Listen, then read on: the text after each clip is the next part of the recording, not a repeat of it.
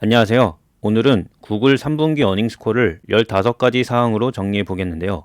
최근 구글에 대한 시장의 우려와는 달리 CEO 순다르 피차이는 AI에 오랜 기간 투자한 구글이 이제 실질적인 성과를 거두기 시작했다고 선포했습니다. 오늘 영상을 통해서 이 발언에 대한 근거와 한국의 주요 대기업들이 구글의 AI 사업과 어떻게 연계되고 있는지까지 보도록 하겠습니다. 먼저 CEO가 직접 설명하는 구글의 AI 전략 큰 그림을 보겠는데요. 그가 주장하는 구글 AI 전략의 핵심은 바로 풀스택 어프로치가 되겠습니다. 세 가지 핵심 요소들이 있는데, 첫째로 구글의 AI 인프라스트럭처는 데이터 센터, 직접 설계하는 반도체, 그리고 전 세계를 아우르는 파이버 네트워크를 통해서 5손가락 안에 들어가는 그런 인프라라고 할 수 있고요. 둘째로 월드 클래스 리서치 팀이라고 밝혔는데, 이 월드 클래스는 조금 진부한 표현이라고 생각할 수도 있지만 최근에 구글 관련 과학자들이 노벨 화학 및 물리상을 모두 석권한 걸 보면 그래도 구글 정도면 이런 표현을 사용할 가치가 있다고 할 수 있겠죠. 그리고 세 번째는 전 세계에 있는 다양한 소비자들에게 빠르게 AI를 전달할 수 있다는 건데요.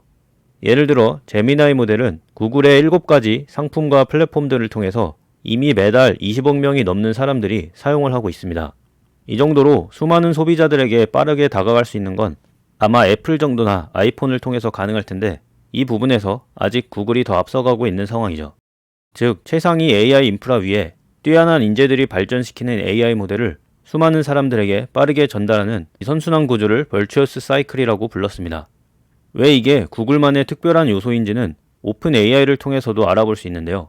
이 회사는 리서치 역량에 있어서만큼은 구글에 뒤처지지 않는, 오히려 더 앞선다는 평가를 받을 정도로 뛰어난 회사인데요. 다만 AI 인프라스트럭처만 보더라도 구글이 전 세계에 가지고 있는 데이터 센터, 직접 설계하는 반도체 등의 역량에서는 한참 뒤처지는 모습이죠. 물론 마이크로소프트와의 제휴를 통해서 이를 일부 해소하고 있긴 하지만 여전히 모든 걸 직접적으로 해소하는 구글과는 차이가 있는 게 사실입니다. 그리고 오픈 AI가 아무리 좋은 AI 툴을 개발했다고 해도 구글처럼 빠르게 수많은 사람들에게 전달하는데도 역시나 어려움이 있는데요. 이처럼 최상위권 AI 기업과 비교해서도 구글의 경쟁력을 확인할 수 있는 대목입니다. 그럼 이제 구글의 주요 사업부 업데이트로 넘어가 보겠습니다. 먼저 첫 번째는 검색 사업부인데요. 여기서도 세 가지 신규 서비스로 정리를 해보면, 첫 번째로 구글에서 검색을 하면 제미나이 AI 모델이 함께 답변을 달아주는 AI 오버뷰입니다. 두 번째는 스마트폰에서 사진에 동그라미만 그려도 바로 검색을 할 수 있는 Circle to Search이고, 세 번째는 그냥 카메라 화면만 갖다 대도 검색을 할 수 있는 렌즈 검색이 되겠는데요. 먼저 AI 오버뷰를 보면 이 기능을 실험적으로 사용을 시작한 사용자 데이터를 보면 기존보다 더 길고 복잡한 질문들을 하기 시작했는데요. 그리고 이런 질문과 답변의 정교함에 덧붙여 사람들이 더 폭넓은 웹사이트에 접근하기 시작했습니다. 이런 활용도 증가는 결국 검색량 자체가 늘어나는 것이고, 구글 입장에서는 결국 더 많은 광고를 보여줄 수도 있다는 것이죠. 그리고 실제로 어느 정도 자신감이 붙은 구글은 이제 이 AI 오버뷰 자체에도 직접적인 광고를 점점 늘리고 있다고 밝혔습니다. 두 번째로 Circle to Search에서는 삼성 갤럭시를 필두로 이미 전 세계 1억 5천만 개의 안드로이드 핸드폰에 이 기능이 사용되기 시작했는데요. 한 번이라도 써본 사람들은 최소 3분의 1 이상이 매주 이 기능을 반복적으로 활용하고 있다고 밝혔습니다. 역시나 이런 검색량 증가는 구글의 광고 매출 증가로도 직결될 수 있는 부분이고요. 여기에 추가로 좋은 소식은 18세에서 24세, MZ세대라고 할 수 있는 젊은 층이 특히나 이 기능을 많이 사용하고 있다고 밝혔습니다. 세 번째로 렌즈 부분은 검색에서 가장 빨리 성장하고 있는 부분인데요. 이미 매달 200억 개에 달하는 검색들이 이 이미지 검색으로 이루어지고 있다고 합니다. 여기서 또 중요한 사실은 이 검색 중 4분의 1 정도가 구매와 직접적으로 연관이 있는 검색이라는 건데요. 이렇게 구매와 더 연관된 검색은 당연히 더 높은 광고 매출로 이어질 수 있습니다. 이렇게 잘 성장하고 있는 AI 관련 검색 기능들은 앞서 봤던 구글의 강점 중에서 세 번째, 전 세계 수십억 명 사람들에게 빠르게 새로운 기능을 선보일 수 있다는 구글만의 장점이 두드러지는 부분이 되겠습니다. 세 번째는 구글 클라우드 사업부인데요. 전년 대비 35%라는 굉장히 높은 성장을 계속 이어가고 있고, 특히 여기서 시장을 더 놀래킨 건 영업마진이 17%에 도달했다는 건데요. 경영진은 이렇게 좋은 성적의 원인에는 AI가 있고, 이 AI 관련 기능들이 신규 고객을 끌어올 뿐만 아니라 더 큰 거래를 주도하고, 또 기존의 구글 클라우드를 사용하는 고객들에게서도 더 많은 매출을 생성하는 핵심적인 기능을 감당하고 있다고 밝혔습니다.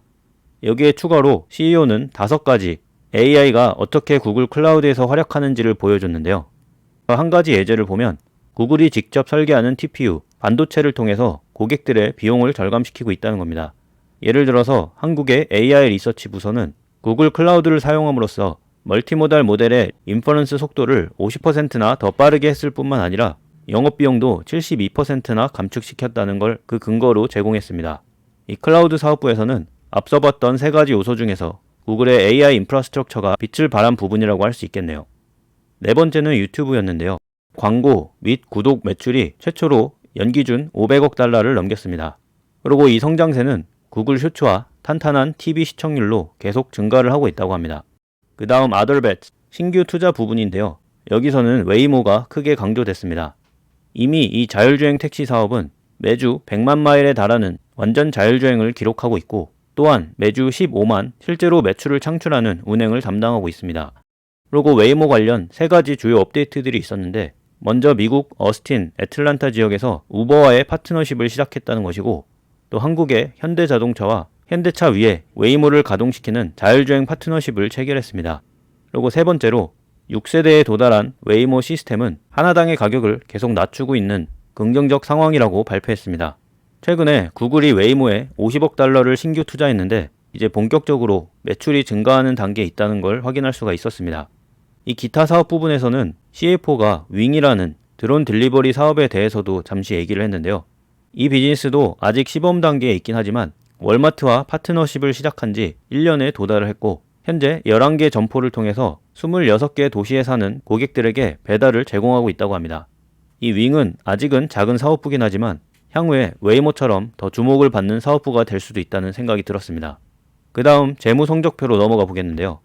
매출 부분을 보면 검색 부분은 연간 12% 성장했고 유튜브 광고 부분도 12%, 유튜브의 구독 및 기타 플랫폼 매출은 연간 28% 성장했습니다. 그리고 앞서 본 대로 구글 클라우드는 35% 성장했는데요. 그 결과 최종적으로 구글의 총 매출은 연 15% 성장 중에 있습니다. 전반적으로 좋은 성적표라고 할 수 있는데요. 하지만 저희가 유튜브를 보면 AI 때문에 구글의 검색은 위기에 처해 있다 이런 식의 주장을 쉽게 볼 수 있습니다. 하지만 구글 검색 부분은 방금 보신 대로 연간 12% 성장, 그리고 달러 금액으로는 한 개 분기 만에 6조 원 이상의 추가 매출을 기록할 정도로 탄탄한 성적표를 내고 있는데요.